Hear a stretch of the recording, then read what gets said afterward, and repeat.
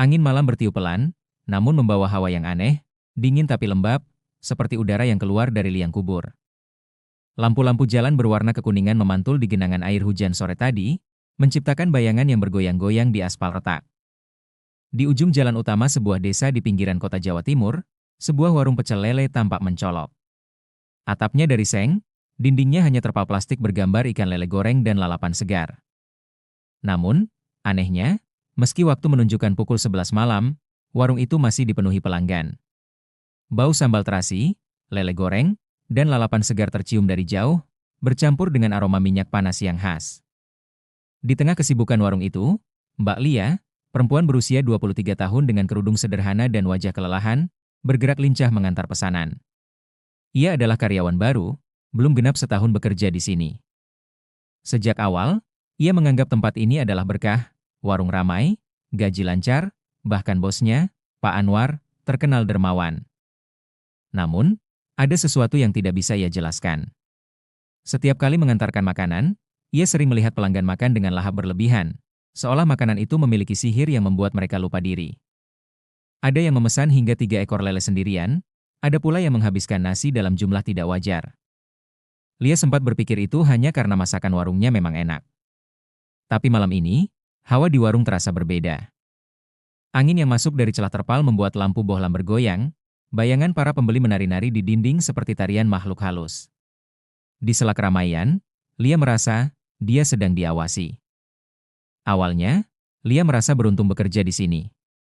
Pak Anwar selalu memastikan semua karyawannya makan sebelum pulang. Biar gak kelaparan di rumah, katanya sambil tersenyum. Bahkan lauk dan sambal yang tersisa boleh dibawa pulang. Tapi lama-kelamaan, Lia menyadari sesuatu yang ganjil. Setiap kali ia makan di warung itu, rasa laparnya tidak pernah benar-benar hilang. Ia bisa menghabiskan 2 porsi nasi sekaligus, padahal di rumah biasanya ia hanya makan sedikit. Dan bukan hanya itu, setelah makan, tubuhnya selalu terasa berat, pikirannya kosong, dan malamnya ia sering mimpi buruk. Mimpi-mimpi itu selalu sama. Ia berada di sebuah ruangan gelap, duduk di depan piring berisi lele goreng. Di ujung ruangan ada sosok pocong, berdiri dia menghadapnya. Kain kafannya kusut, penuh tanah, dan dari mulut yang terbuka, menetes cairan hitam pekat. Dalam mimpi itu, cairan itu jatuh tepat ke makanannya, dan tanpa sadar ia tetap memakannya dengan lahap, meski rasanya pahit dan anyir darah. Suatu kali, setelah makan di warung, Lia pulang membawa bungkusan lele untuk adiknya. Malamnya, adiknya demam tinggi, menggigil, dan mengigau. Di sela igauan, adiknya menyebut kata-kata yang membuat Lia merinding. Ada pocong di dapur. Bukan hanya keluarganya, beberapa karyawan lain juga mulai mengalami hal aneh. Siti, teman kerjanya, tiba-tiba jatuh sakit berhari-hari tanpa sebab medis jelas. Rudi, tukang parkir warung, kecelakaan sepulang kerja padahal jalan sepi dan lurus. Bahkan, seorang karyawan lama ditemukan meninggal mendadak di dapur, hanya beberapa jam setelah makan malam di warung. Namun, setiap kali hal ini dibicarakan, Pak Anwar hanya tertawa kecil. Ah, kalian ini, kebanyakan nonton film horor. Lia mencoba menepis pikiran buruk. Ia berusaha meyakinkan diri bahwa semua hanyalah kebetulan. Tapi rasa curiga itu makin besar ketika ia mulai memperhatikan para pelanggan. Malam itu, seorang bapak tua masuk ke warung. Awalnya, ia hanya ingin memesan 1 porsi. Namun setelah makanan datang, matanya seperti kosong, tatapannya liar, dan ia terus menambah pesanan. 2, 3, bahkan 4 porsi lele. Tangannya gemetar saat menyuap nasi, tapi mulutnya tak berhenti mengunyah. Lia memandang piring itu lekat-lekat, dan untuk sesaat, ia merasa melihat sesuatu yang tak mungkin. Ada bayangan pocong berdiri di belakang bapak itu, tubuhnya kaku, dan dari mulutnya yang menganga menetes cairan hitam yang berubah menjadi lembaran uang tipis sebelum menyentuh makanan. Uang itu lenyap begitu masuk ke dalam piring. Lia tersentak. Dadanya berdebar, tengkuknya dingin, dan entah mengapa ia merasa, malam itu adalah awal dari semua teror yang akan datang. Hujan deras turun malam itu, memukul atap seng warung dengan suara duk-duk-duk yang tak henti. Angin membuat terpal bergoyang keras, sesekali menampar wajah siapapun yang lewat dekat dindingnya. Warung sepi, hanya ada 2 pelanggan yang duduk di pojok, sibuk mengunyah sambil sesekali menyeruput es teh. Pak Anwar berdiri di dekat meja kasir, memeriksa uang hasil penjualan malam itu. Lalu, dengan santai, ia berkata kepada Lia, "Jaga warung sebentar, Mbak. Bapak mau ambil barang di gudang belakang." Nada suaranya biasa saja, tapi kata "gudang" itu langsung membuat Lia teringat satu hal, gudang itu selalu terkunci. Bahkan, karyawan yang sudah lama bekerja pun tidak pernah diizinkan masuk. Penasaran yang sudah ia simpan berbulan-bulan mulai membakar rasa ingin tahunya. Dengan langkah hati-hati, Lia mengikuti dari kejauhan, membiarkan jarak cukup jauh agar tidak ketahuan. Pak Anwar berjalan ke belakang warung, melewati dapur, lalu berhenti di depan sebuah pintu kayu tua yang catnya mengelupas. Dari sela-sela papan yang lapuk, Lia mengintip. Pandangannya langsung membeku. Di tengah ruangan sempit itu, tikar pandan digelar di lantai. Lilin-lilin kecil menyala di sekelilingnya, menebar cahaya temaram yang membuat bayangan di dinding bergerak-gerak aneh. Di atas tikar, ada sesosok pocong duduk kaku, menghadap ke arah pintu, arah Lia. Wajahnya pucat kehijauan, matanya terpejam, dan mulutnya terbuka lebar, mengeluarkan suara seperti napas berat. Dari mulutnya menetes cairan hitam kental, plek, plek, jatuh ke mangkuk kuningan di bawahnya. Dan yang membuat Lia hampir menjerit, setiap tetes cairan itu, begitu menyentuh dasar mangkuk, berubah menjadi lembaran uang 100.000. Pak Anwar duduk bersila di depan pocong itu, tangannya cekatan memungut uang satu persatu, lalu meletakkannya ke dalam kantong kain merah. Setelah itu, ia mengambil secubit bubuk hitam dari botol kecil dan menaburkannya di atas piring-piring makanan yang ada di nampan. Sambil melakukannya, bibirnya bergerak, melafalkan sesuatu dengan suara rendah, mantra dalam bahasa yang Lia tak mengerti, tapi terasa menekan dadanya. Tiba-tiba, pocong itu mengeluarkan suara lirih, seperti orang menggeram pelan, dan kepala yang tadinya menunduk kini sedikit terangkat. Lia membeku. Jantungnya memukul keras tulang rusuk, kakinya seperti terpaku ke tanah. Lalu, dalam sepersekian detik yang membuat darahnya membeku, mata pocong itu terbuka. Bola matanya putih keruh, tanpa pupil, tapi tatapannya jelas tertuju pada Lia. Seolah menyadari dirinya sedang diawasi, pocong itu mulai bergerak, tidak melompat, tapi merayap perlahan ke arah pintu. Suara kain kafannya diseret di lantai terdengar jelas, srek, srek. Lia spontan mundur satu langkah, tapi lututnya lemas. Sebelum ia sempat berlari, Pak Anwar tiba-tiba menoleh. Pandangan matanya tajam, wajahnya penuh amarah bercampur kaget. "Mbak Lia, kamu ngapain di sini?" bentaknya. Suara itu memecahkan momen mencekam, tapi tatapan pocong itu tetap tertuju padanya, meski pintu mulai ditutup Pak Anwar. Sesaat sebelum pintu menutup rapat, Lia melihat mulut pocong itu bergerak, seolah membentuk kata-kata, dan ia yakin betul, kata itu adalah namanya sendiri. Sejak malam itu, rasa takut mulai menggerogoti Lia setiap kali ia masuk kerja. Setiap langkah menuju warung pecel lele itu seperti membawa dirinya mendekati liang kematian yang ia lihat di gudang belakang. Tapi anehnya, ia tidak bisa langsung berhenti bekerja. Gajinya dibutuhkan untuk membiayai adik yang sedang sekolah dan ibunya yang sakit. Namun, ada satu hal yang membuatnya semakin yakin, makanan di warung ini tidak wajar. Malam berikutnya, Lia mencoba memperhatikan setiap piring yang keluar dari dapur. Di mata orang lain, piring-piring itu hanya berisi lele goreng garing, sambal merah segar, dan lalapan hijau menggoda. Tapi di mata Lia, yang kini entah kenapa bisa melihat lebih jelas, ada bayangan samar di atas piring itu.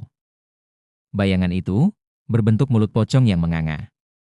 Dari mulutnya, menetes cairan kental hitam yang setiap tetesnya berubah menjadi lembaran uang tipis sebelum menghilang tepat saat menyentuh makanan. Cairan itu tidak membuat piring menjadi basah, tapi aroma anyir darah langsung menusuk hidung Lia, membuatnya hampir muntah. Pelanggan yang memakan makanan itu berubah drastis. Tatapan mereka kosong, tapi tangan mereka tak berhenti menyuap makanan ke mulut. Ada seorang pemuda yang awalnya hanya memesan satu porsi lele, tapi setelah piringnya kosong, ia langsung memesan 2 porsi lagi. Nafasnya tersengal, keringat bercucuran, tapi ia terus makan, seolah ada kekuatan tak terlihat yang memaksanya. Ada juga ibu-ibu yang datang bersama anaknya. Sang anak awalnya rewel dan tidak mau makan, tapi setelah mencium aroma lele goreng, ia langsung diam dan memakan ikan itu sampai tulang terakhir. Bahkan tangannya berlumur sambal, matanya melotot, mulutnya penuh kunyahan. Lia yang melihatnya sampai mundur satu langkah, merasa seperti sedang menyaksikan ritual kanibalisme yang dibungkus suasana normal. Setiap kali piring keluar dari dapur, Lia seperti bisa mendengar suara pocong itu. Bukan suara yang keras, melainkan bisikan yang masuk langsung ke pikirannya. Makan, makan, habiskan. Bisikan itu begitu mengganggu, sampai-sampai Lia harus beristighfar berkali-kali untuk menutup telinganya. Tapi istighfarnya justru membuat kepala terasa berat, seolah ada yang marah pada zikir yang ia ucapkan. Puncaknya terjadi ketika seorang pelanggan pria paruh baya tiba-tiba berdiri di tengah warung, wajahnya pucat, mulutnya berlumur sambal. Ia memandang Lia sambil berkata dengan suara serak. "Enak sekali, pocongnya, yang masak, ya?" Pelanggan lain tertawa, mengira itu bercanda. Tapi Lia terpaku. Kata-kata itu bukan sekadar gurauan. Ia tahu, pria itu sedang dalam pengaruh sesuatu. Dan Lia merasakan tatapan itu datang dari sudut warung, di mana ia melihat sesosok pocong berdiri setengah bayangan, kepala sedikit miring, menatapnya sambil meneteskan air liur uang. Hujan malam itu turun deras, membuat aroma tanah basah bercampur dengan bau minyak goreng dari dapur.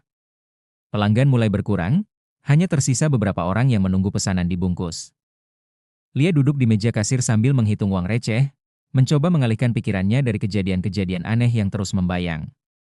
Di bawah meja kasir, ada sebuah laci tua yang biasanya dipakai untuk menyimpan plastik kresek dan alat tulis. Lia jarang membukanya, tapi malam itu entah kenapa tangannya seperti terdorong untuk memutar kunci laci itu. Begitu laci terbuka, hawa dingin langsung menyeruak, seperti angin yang keluar dari gua gelap. Di dalamnya ada sebuah buntelan kain lusuh berwarna kecoklatan. Tali yang mengikatnya kotor, seperti bekas lumpur yang sudah mengering. Dengan tangan gemetar, Lia membukanya sedikit. Bau busuk yang menyengat langsung menusuk hidung, bau anyir bercampur tanah kuburan. Di dalamnya, ia melihat sesuatu yang membuat bulu kuduknya meremang. Tali pocong yang kusut, warnanya kecoklatan, ujungnya masih basah seperti baru saja digali. Ada bercak tanah merah tua yang menempel di serat kain itu. Saat jarinya nyaris menyentuh tali itu, Lia merasakan sesuatu menjalar dari ujung kuku ke seluruh tubuhnya. Dingin, berat, dan menekan dadanya. Lalu, suara itu datang lagi. Suara kain kafan diseret di lantai. Srek, srek. Semakin lama semakin dekat. Lia mengangkat kepalanya, menatap ke arah dapur yang gelap. Tidak ada siapa-siapa. Tapi dari sudut matanya, ia melihat sesuatu bergerak. Sesosok pocong, tubuhnya kaku, kainnya compang-camping, berdiri hanya beberapa langkah darinya. Mulut pocong itu menganga, dan dari dalamnya menetes cairan hitam pekat. Tetesan itu jatuh tepat di meja kasir, meninggalkan bekas bercak basah yang perlahan berubah menjadi lembaran uang sebelum menghilang begitu saja. Lia tertegun, napasnya tersengal. Dan saat ia mencoba membaca istighfar, pocong itu tertawa. Suaranya serak, seperti kain yang disobek perlahan. Tiba-tiba lampu warung berkedip, lalu padam. Dalam kegelapan total, Lia merasakan sesuatu menyentuh pergelangan tangannya. Dingin, basah, dan berbau busuk. Ia berteriak, menjatuhkan buntelan itu, dan berlari keluar dari meja kasir. Saat lampu kembali menyala, buntelan tali pocong itu sudah tidak ada di laci. Yang tersisa hanyalah bau anyir yang menyebar ke seluruh warung, dan tatapan Pak Anwar dari pojok dapur, tatapan yang tajam dan penuh ancaman. Malam itu adalah malam Jumat Kliwon. Sejak siang, Lia sudah merasakan hawa yang berbeda di warung. Pelanggan memang ramai seperti biasa, tapi udara terasa lebih berat, seperti ada sesuatu yang menekan dari atas. Bahkan beberapa kali, dari sudut matanya, Lia melihat bayangan putih bergerak di luar warung meski tidak ada orang lewat. Menjelang tengah malam, pelanggan terakhir pergi. Hanya tinggal Lia sendirian membereskan meja dan mencuci piring. Pak Anwar sudah pulang lebih dulu, katanya ada urusan keluarga. Tapi entah kenapa Lia yakin, urusan itu bukan urusan biasa. Saat Lia hendak mematikan lampu dapur, angin dingin tiba-tiba menyelinap masuk, membuat semua lilin kecil yang entah sejak kapan menyala di pojok dapur bergetar. Lalu, lampu warung padam total. Gelap. Sunyi. Hanya terdengar suara detak jantungnya sendiri. Tiba-tiba, di tengah kegelapan itu, ia melihat sesosok pocong berdiri di pintu keluar. Kain kafannya kusut, kepalanya miring seperti lehernya patah. Dari mulutnya, menetes air liur kental berwarna hitam yang berubah menjadi lembaran uang 100.000, berterbangan menuju Lia. Begitu uang itu menyentuh kulit tangannya, Lia langsung merasa dadanya sesak, pandangannya berkunang-kunang. Kepalanya seperti ditekan oleh tangan tak kasat mata. Tubuhnya kaku. Di telinganya, Terdengar bisikan berat dan dalam. Kau sudah memakannya, sekarang kau milikku. Lia berusaha melawan. Dengan sisa tenaga, ia mengangkat tangan, menutup telinga, dan mulai membaca ayat kursi. Terbata-bata, suaranya bergetar. Setiap kali ayat itu terucap, pocong itu tampak mundur sedikit. Suaranya mengerang seperti kesakitan. Lia terus membaca, lebih cepat, lebih keras. Air matanya mengalir tanpa henti. Dan tiba-tiba, pocong itu menghilang, tapi tali pocongnya terjatuh di lantai, bergerak sendiri seperti ular, mencoba melilit kakinya. Lia menendangnya, lalu berlari sekuat tenaga keluar dari warung tanpa menoleh ke belakang. Ia tidak mengambil tas, tidak mengambil uang, tidak mematikan lampu. Ia hanya ingin selamat. Setelah berlari cukup jauh, Lia langsung menuju rumah seorang ustadz yang tinggal di desa sebelah. Ia mengetuk pintu dengan panik, dan begitu dibukakan, ia langsung tersungkur sambil menangis. Malam itu juga, ustadz tersebut memercikan air doa ke tubuhnya dan memimpin Lia membaca zikir panjang. Ustadz itu menjelaskan bahwa pesugihan seperti ini adalah bentuk persekutuan dengan jin kafir, dan makanan yang sudah terkena ritual itu menjadi sarana jin masuk ke tubuh manusia. Sejak kejadian itu, Lia berhenti bekerja di warung tersebut. Ia memutuskan untuk mencari nafkah di tempat yang halal dan bersih dari syirik. Setiap malam, ia rutin membaca surah Al-Baqarah di rumah, memperbanyak istighfar, dan menjauhi semua bentuk rezeki yang meragukan. Warung pecel lele itu masih berdiri hingga sekarang. Ramai, seperti tak pernah sepi. Tapi bagi Lia, setiap ia melewati jalan itu, ia akan mempercepat langkah, menundukkan kepala, dan berbisik dalam hati. Ya Allah, jauhkan aku dari rezeki yang tidak berkah, meski sebesar gunung sekalipun.